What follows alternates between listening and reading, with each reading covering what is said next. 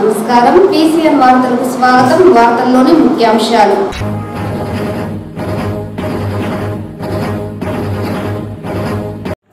రాష్ట్ర మాజీ ముఖ్యమంత్రి జగన్మోహన్ రెడ్డికి కుటుంబ బంధాల గురించి మాట్లాడే నైతిక అర్హత లేదు. మీడియా సమావేశంలో టీడీపీ నేతల ఆగ్రహం.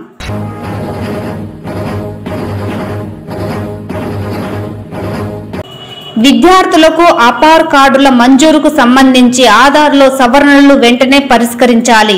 అధికారులను ఆదేశించిన జిల్లా కలెక్టర్ సుమిత్ కుమార్.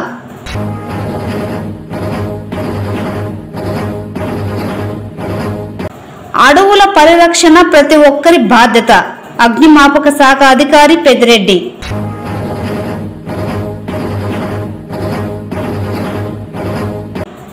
అక్రమ నాటుసారా విక్రయించిన, సరఫరా చేసిన వారిపై కఠిన చర్యలు తీసుకుంటాం. Chittoor urban excise CI Srihari Reddy హెచ్చరిక. వార్తల్లోని వివరాలు. రాష్ట్ర మాజీ ముఖ్యమంత్రి జగన్మోహన్ రెడ్డికి కుటుంబ బంధాల గురించి మాట్లాడే నైతిక అర్హత లేదని టీడీపీ నేతలు తెలిపారు. గురువారం జిల్లా టీడీపీ కార్యాలయంలో ఏర్పాటు చేసిన మీడియా సమావేశంలో వారు మాట్లాడుతూ, మాజీ ముఖ్యమంత్రి జగన్మోహన్ రెడ్డి తాడేపల్లి కార్యాలయంలోని రికార్డింగ్ లైవ్ల ద్వారా తన చెల్లితో పాటు తల్లి గురించి అబద్ధపు మాటలు మాట్లాడడమే కాకుండా చంద్రబాబు నాయుడు కుటుంబాన్ని కూడా దూషించే ప్రయత్నం చేస్తున్నారని, ఇది మంచి పద్ధతి కాదని హితవు పలికారు. మతి భ్రమించి నిరాధారమైన వ్యాఖ్యలు చేస్తున్న జగన్మోహన్ రెడ్డిపై పోలీసులు సుమోటోగా కేసు నమోదు చేసి పిచ్చి ఆసుపత్రికి తరలించడంతో పాటు అతని మానసిక స్థితిపై పరీక్షలు నిర్వహించాల్సిన అవసరం ఉందని అన్నారు. గత 5 ఏళ్ల వైసీపీ పాలన రాక్షస రాజ్యాన్ని తలపించడంతో పాటు కొందరు సోషల్ మీడియా సైకోలు రాజకీయ ప్రముఖులపైన, ప్రజా ప్రతినిధులపైన, మహిళలపైన అసభ్యకర పోస్టులు పెడుతూ రాక్షస ఆనందం పొందిన విషయాన్ని ఒకసారి తను గుర్తు చేసుకోవాలన్నారు. టీడీపీ కూటమి ప్రభుత్వం అధికారంలోకి వచ్చిన 5 నెలల కాలంలోనే ప్రజలకు ఇచ్చిన హామీలను నెరవేరుస్తూ సుపరిపాలన అందిస్తుంటే దీనిని చూసి జీర్ణించుకోలేని జగన్ ప్రభుత్వంపై బురద జల్లే కార్యక్రమాలు చేస్తున్నారని ఆగ్రహం వ్యక్తం చేశారు. ఇప్పటికైనా జగన్మోహన్ రెడ్డి ప్రజాక్షేత్రంలోకి వచ్చి ప్రజల కోసం పోరాడాలే తప్ప తాడేపల్లి ప్యాలెస్ లో కూర్చొని అసత్య ప్రచారాలు చేయడం మానుకోవాలని అన్నారు. ఈ మీడియా సమావేశంలో తెలుగుదేశం పార్టీ రాష్ట్ర అధికార ప్రతినిధులు సురేంద్ర కుమార్, సప్తగిరి ప్రసాద్, నాయకులు కోదండ యాదవ్, రాష్ట్ర పార్టీ బీసీసీఎల్ అధికార ప్రతినిధి వెంకటేష్ యాదవ్, కార్యాలయ కార్యదర్శి మోహన్ రాజ్ తదితరులు పాల్గొన్నారు.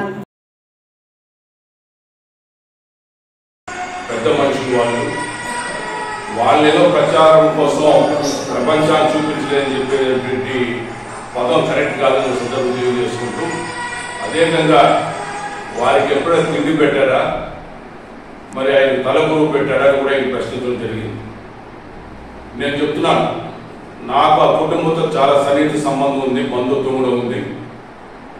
చంద్రబాబు నాయుడు గారు కానీ ఆయన సతీమణి గౌరవ భువనేశ్వరం గారు కూడా చంద్రబాబు నాయుడు గారి తల్లిదండ్రులు కానీ, అదేవిధంగా వాళ్ళ తమ్ముడు కుటుంబాన్ని కానీ, వాళ్ళ చెల్లెల కుటుంబాన్ని కూడా చాలా బాగా చూసుకున్నారు. వాళ్ళందరి అవసరాలు కూడా తీర్చారు. ఎక్కడ కూడా ఎవరికి ఇబ్బంది రాకుండా, మరి చంద్రబాబు సతీమణి గారు అయితే కుటుంబానికి ఒక పెద్దగా తల్లిలాగా అందరినీ కూడా బాగోగా చూసుకుంటున్నారు.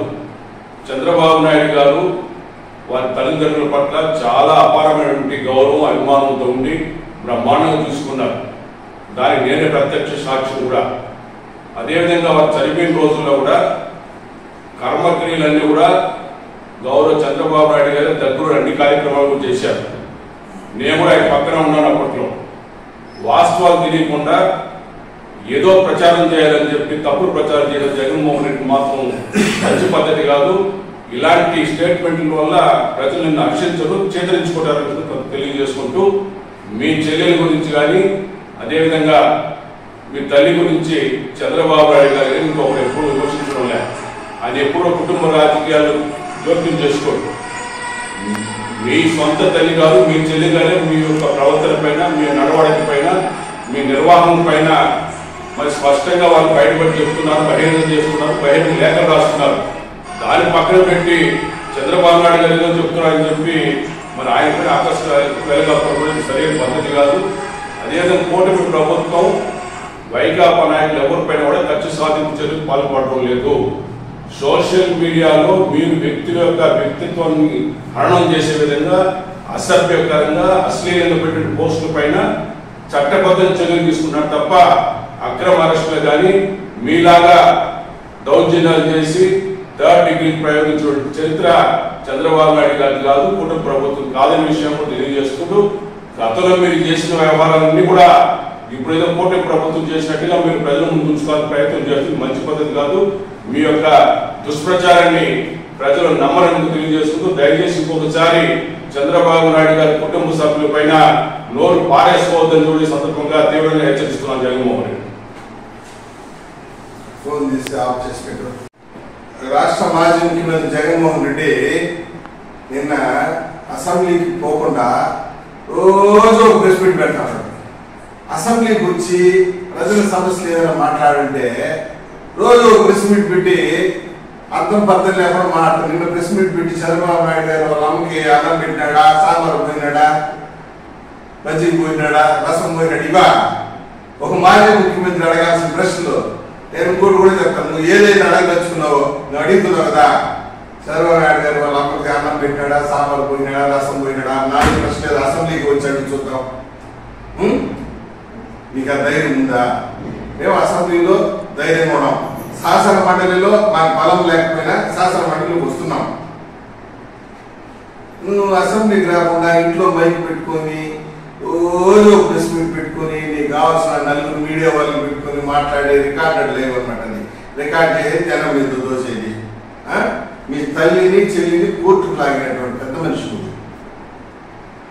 మీ తల్లిని చెల్లికి కోర్టుకు లాగిన పెద్ద మనిషి నువ్వు చంద్రబాబు నాయుడు గారి గురించి వాళ్ళ కుటుంబం గురించి మాట్లాడటం అంటే నీ పైశాచికత్వం ఏ స్థాయికి వెళ్ళిపోయిందో అర్థం కాక పరిస్థితి.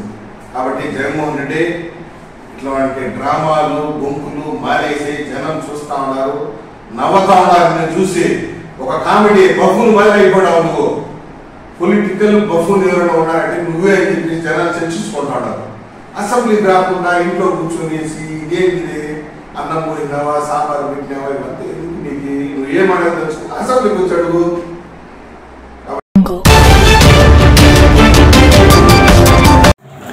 విద్యార్థులకు అపార్ కార్డుల మంజూరుకు సంబంధించి ఆధార్లో సవరణలను వెంటనే పరిష్కరించాలని జిల్లా కలెక్టర్ సుమిత్ కుమార్ ఆదేశించారు.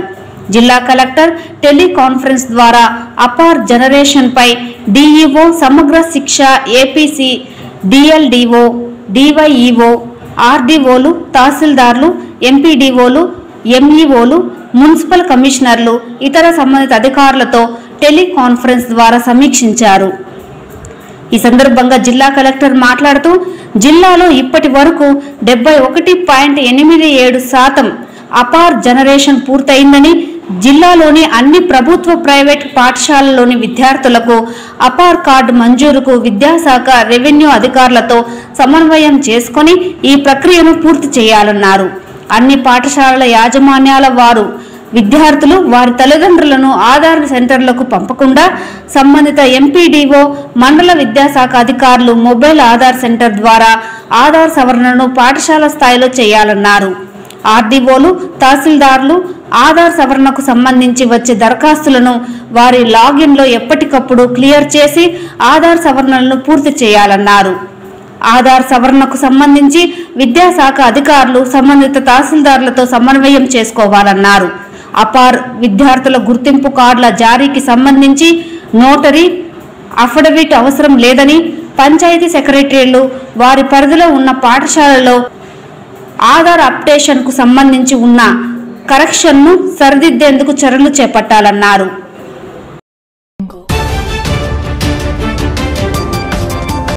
అడవుల పరిరక్షణ ప్రతి ఒక్కరి బాధ్యత అని అగ్నిమాపక శాఖ అధికారి పెదిరెడ్డి తెలిపారు. అవివేకంతో అడవికి నిప్పు పెట్టడం అది సమాజానికి ప్రమాదం వాటిల్లుతుందని స్పష్టం చేశారు.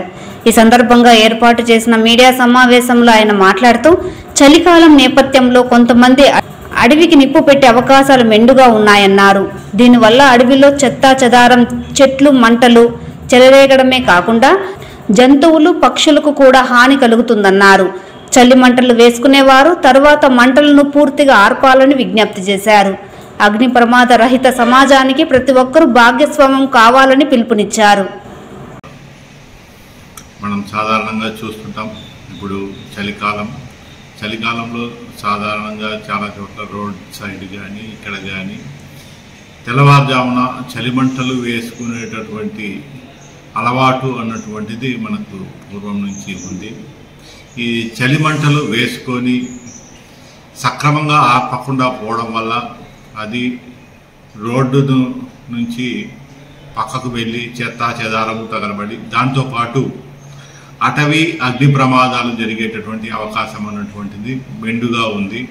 కాబట్టి అందరికీ మనం విజ్ఞప్తి చేసేది ఏమి అంటే, పర్టికులర్గా ఇటువంటి చలిమంటలు ఇవి వేసుకొని తర్వాత వెళ్ళేటప్పుడు దానిని పూర్తిగా ఆర్పండి. దానివల్ల ఈ యొక్క రోడ్ల సైడ్ వేసినటువంటి చలిమంటలతో అడవిలో జరిగేటటువంటి అగ్ని ప్రమాదాలను మనము చలికాలంలో నివారించడానికి అవకాశం అన్నటువంటిది ఉంటుంది. కాబట్టి ఇది తప్పనిసరిగా చేయాలని విన్నవించుకుంటున్నాం. అదేవిధంగా ఈ చలికాలంలో ఎక్కువగా ఈ సిగరెట్ తాగేటటువంటి వాళ్ళు కూడాను ఎక్కువగా సిగరెట్ బీడీలు ఇవి తాగి రోడ్ సైడ్ ఆ చెత్త మీద వేసేస్తారు. ఆ చెత్త తగలబడి చెత్తతో పాటు చెట్లు కూడా తగలబడేటువంటి అవకాశం ఉంది. కాబట్టి మనము అటవీ సంపదను కాపాడుకోవాల్సినటువంటి బాధ్యత మనందరిపైన ఉంది. కాబట్టి అందరూ దయచేసి జాగ్రత్తలు పాటించి ప్రమాదాలు లేకుండా అగ్ని ప్రమాద రహిత సమాజాన్ని మనం నిర్వహించుకోవాలని కోరుకుంటున్నాం. అక్రమ నాటుసారా విక్రయించిన సరఫరా చేసిన కఠిన చర్యలు తప్పదని urban excise CI Srihari Reddy హెచ్చరించారు. ఈ సందర్భంగా ఆయన మీడియాతో మాట్లాడుతూ చిత్తూరు, జీడి, నెల్లూరు, గుడిపాల మండలాలలో నాటుసారాల విక్రయం ఎక్కువగా ఉందని పేర్కొన్నారు. అలాగే రాసనపల్లిలో నాటుసారా తయారీ కేంద్రాలు ఎక్కువగా ఉన్నాయని, వీరిపై ఉక్కుపాదం మోపుతున్నామన్నారు. అసాంఘిక కార్యకలాపాలకు పాల్పడితే చర్యలు తప్పదన్నారు. నాటుసారా అక్రమంగా రవాణా చేసిన, విక్రయించిన వారి వివరాలు ప్రజలకు తెలిస్తే 9440902530 అనే నెంబర్కు సమాచారం ఇవ్వాలని, సమాచారం ఇచ్చిన వారి పేర్లను గోప్యంగా ఉంచడంతో పాటు నిందితులను కఠినంగా శిక్షిస్తామన్నారు. షాపులకు సంబంధించి మరొకసారి అందరికీ కూడా గ్రామాల్లో ఎటువంటి అనధికార మద్యం షాపులు, బెల్ షాపుల నిర్వహణ గురించి మీకు ఎటువంటి సమాచారం ఉన్నా కానీ 9440902530 నంబర్కి సమాచారం ఇచ్చినట్లయితే అటువంటి బెల్ షాపుల నిరోధానికి చట్టపరమైన చర్యలు పూర్తిగా తీసుకుంటామని హామీ ఇస్తున్నాను.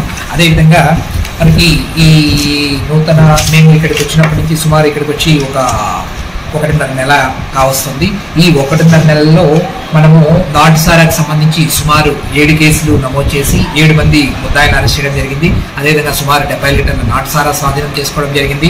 అదేవిధంగా ఈ బెల్ట్ షాపులకు సంబంధించి మొత్తం 13 కేసులు నమోదు చేసి 13 మందిని అరెస్ట్ చేయడం జరిగింది.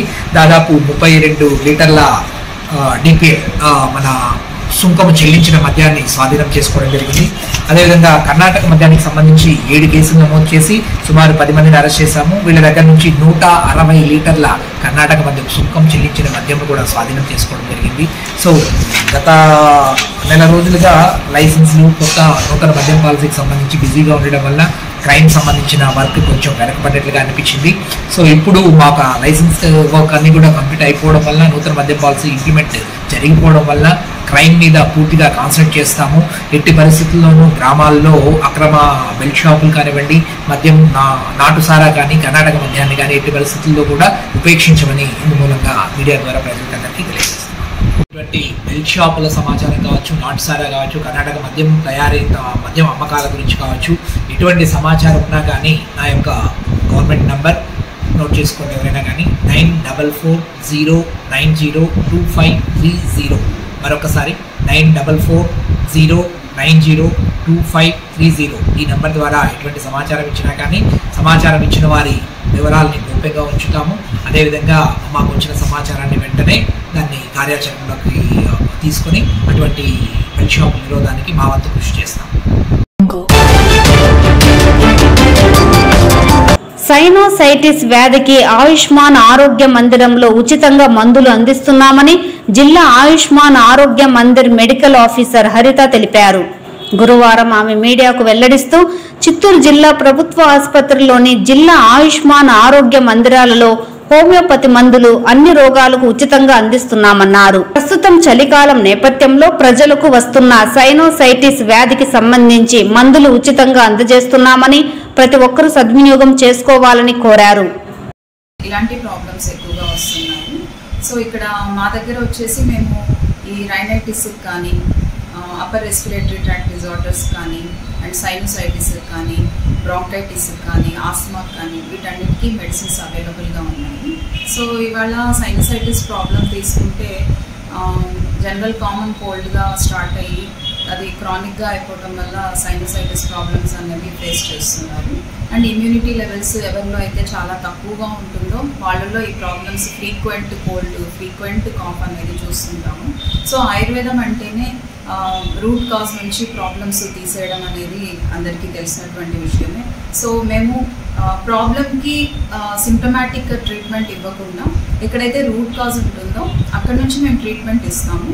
సో కోల్డ్, కాఫ్, సైనసైటిస్ ఎవరిలో వస్తుంది, ఇమ్యూనిటీ లెవెల్స్ ఎవరిలో అయితే డౌన్ అవుతాయో వాళ్ళల్లో వస్తుంది. సో మేము ఇమ్యూనిటీ బూస్టర్స్ ఇస్తాం వాళ్ళకి హీలింగ్ కోసం అని చెప్పేసి. అండ్ సైనోసైటిస్ ప్రాబ్లం తీసుకుంటే దాంట్లో మనము నాజల్ డ్రాప్స్ అన్నవి కొన్ని నస్యం అంటాము, దాన్ని నస్యకర్మ అంటాము. సో ముక్కులో డ్రాప్స్ అనేది ఇన్స్టిలేషన్ చేసి ఆ కఫము తెమడ ఏదైతే ఉందో దాన్ని మేము బయటకి తీసుకొని వచ్చి అండ్ జనరల్ ఇమ్యూనిటీ బూస్టర్స్ అనేటివి కొన్ని ఇస్తుంటాం అనమాట. సో రెగ్యులర్గా అందరికీ తెలిసినటువంటి కొన్ని డ్రగ్స్ తీసుకుంటే మనము గులూచి లాంటివి అంటే తిప్పతీగ అంటాము, మన చుట్టుపక్కల ఇంటి ముందర ఇలాంటివి డ్రగ్స్ మనం చూస్తుంటాము, తులసి కానీ ఇంట్లో మనం కిచెన్లో ఉండేటటువంటి మిరియాలు. సో ఇలాంటి డ్రగ్స్ తోటి ఇంకొన్ని సైంటిఫిక్ నేమ్స్ అంటే ఆయుర్వేదంలో మాత్రమే కొన్ని ఔషధ మూలికలు ఉంటాయి కదా, సో వాటితోటి తయారు చేసినటువంటి డ్రగ్స్ మేము ఇస్తాము. సో ఇవి సిమ్టమాటిక్గా అండ్ ఒక ప్రాపర్ వేలో ఒక 1 month కానీ 2 months కానీ ఇవ్వటం వల్ల వాళ్ళకి రూట్ కాజ్ అన్నది ఎక్కడి నుంచి అయితే స్టార్ట్ అయిందో అంటే ఇమ్యూనిటీ లెవెల్స్ బూస్టప్ అవ్వటం వల్ల అండ్ కొన్ని రెమెడీస్ చెప్తాము కోల్డ్కి ఎక్స్పోజ్ అవ్వద్దు ఇలాంటివి.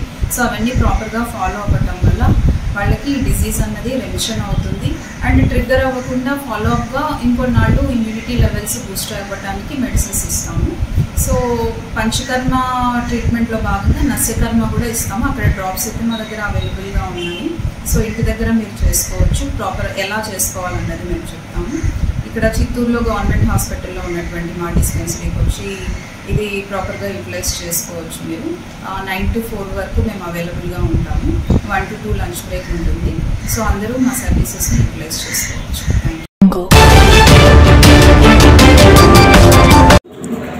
గుడిపాల చెన్నై జాతీయ రహదారిలో బుధవారం రాత్రి రోడ్డు ప్రమాదం చోటు చేసుకుంది. అదుపు తప్పి లారీ బోల్తా పడడంతో పలువురికి తీవ్ర గాయాలయ్యాయి. వివరాల్లోకి వెళితే చిత్తూరు నుండి గుడిపాల మీదుగా బెంగళూరుకు వెళ్లే జాతీయ రహదారి పనుల్లో భాగంగా అనుప్పల్లి బొమ్మసముద్రం వద్ద రోడ్డు డైవర్షన్ వద్ద ఉన్న కాంక్రీటును తమిళనాడు నుండి చిత్తూరు వైపుగా వస్తున్న లారీ అదుపు తప్పి ఢీకొనడంతో బోల్తా పడింది. తమిళనాడు రాష్ట్రం సేలంకు చెందిన లారీ డ్రైవర్ పైనివేల్కు తీవ్ర గాయాలు కావడంతో స్థానికులు 108కు సమాచారం ఇచ్చారు. 108 సిబ్బంది ప్రథమ చికిత్స చేసి ప్రభుత్వ ఆసుపత్రికి తరలించి గుడిపాల పోలీసులకు సమాచారం అందించారు. జరిగిన ఘటనపై పోలీసులు కేసు నమోదు చేసి దర్యాప్తు చేపట్టారు.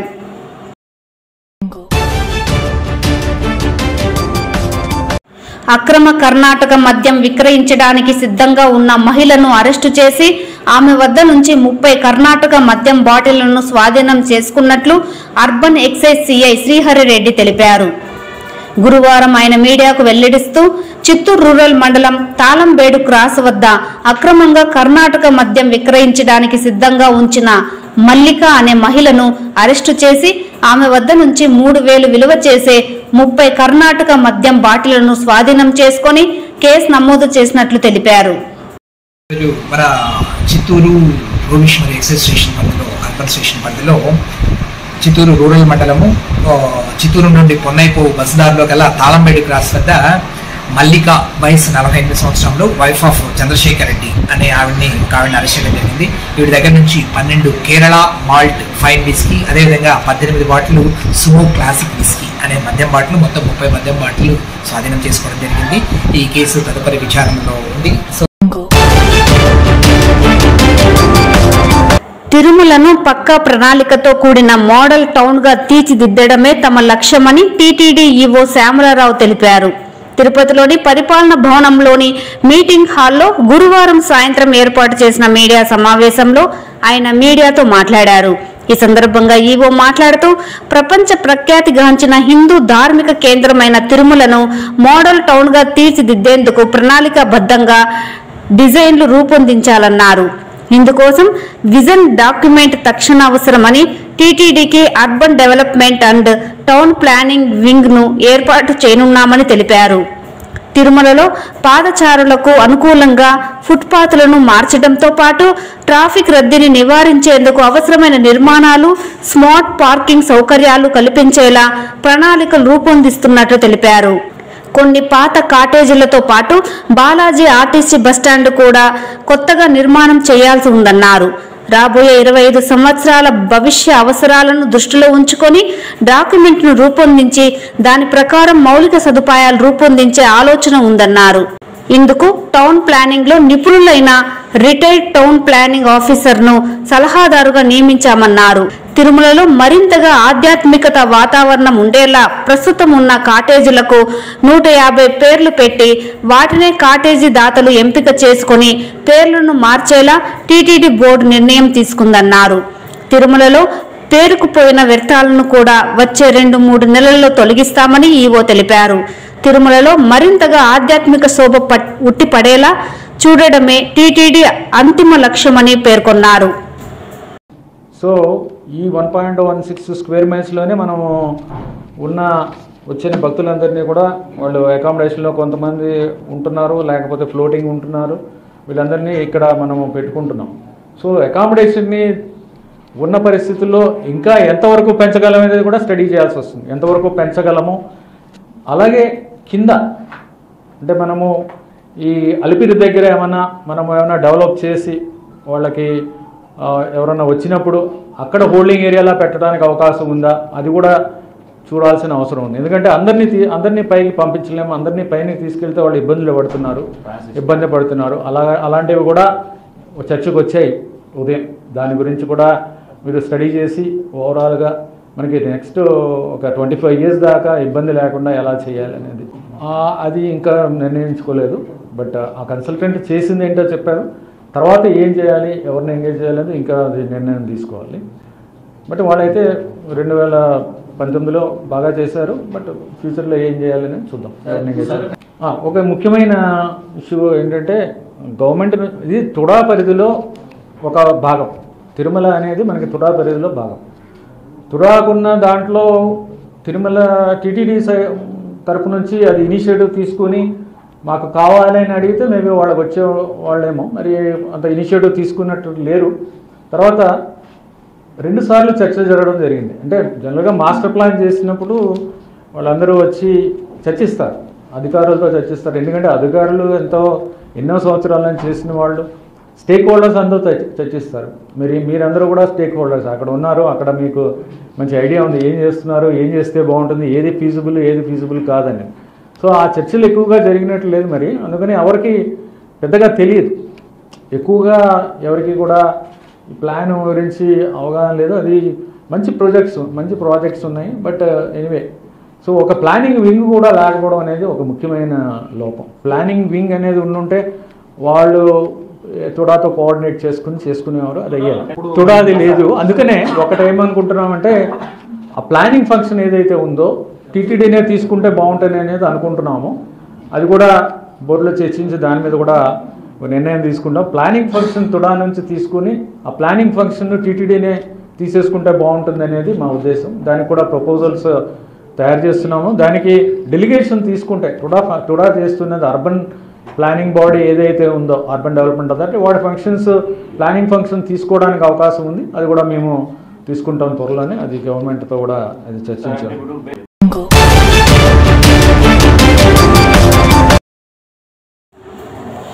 తిరుమల శ్రీవారిని ఈ రోజు ఉదయం వీఐపీ విరామ సమయంలో పలువురు ప్రముఖులు దర్శించుకున్నారు. స్వామివారిని దర్శించుకున్న వారిలో తమిళ సినీ నటుడు సంతానం, యాక్టర్ మసూమ్ శంకర్ వేరువేరుగా స్వామివారి సేవలో పాల్గొని మొక్కులు చెల్లించుకున్నారు. శ్రీవారి దర్శనార్థం తిరుమలగిరికి చేరుకున్న వీరికి ఆలయ అధికారులు స్వాగతం పలికి దర్శన ఏర్పాట్లు చేశారు. అనంతరం రంగనాథ మండపంలో వేద పండితులు వేద ఆశీర్వచనం చేసి స్వామివారి తీర్థ ప్రసాదాలను అందజేశారు. ఈ వార్తలు ఇంతటితో సమాప్తం. నమస్కారం.